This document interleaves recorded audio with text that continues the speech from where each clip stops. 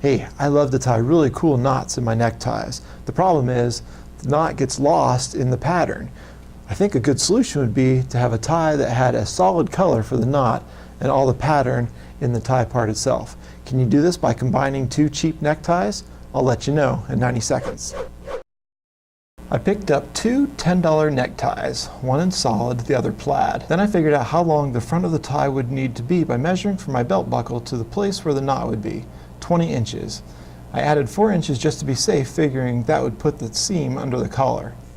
That was probably a mistake, because the seam being 4 inches high was great for knots that use the tail end of the tie, but for traditional knots such as the Windsor, it would put it in an unpredictable spot which could wind up right in the knot. I then cut on the diagonal, matching the bias of the fabric and the existing seams. On the wide side of the tie, I folded back the outer fabric and cut a ½ inch off the inside interfacing to help encourage overlap of the tie fabric.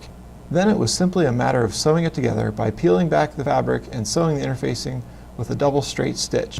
Putting the outer fabric back in place and stitching it, I used a straight stitch to prevent stretch and a zigzag over the edges to prevent fraying. The result was two neckties that are opposite and show off knots really, really well. I'll be keeping my eyes open for more ties that are very complementary to refine my process. Thanks for watching this 90-second opinion. Short enough to watch, long enough to matter.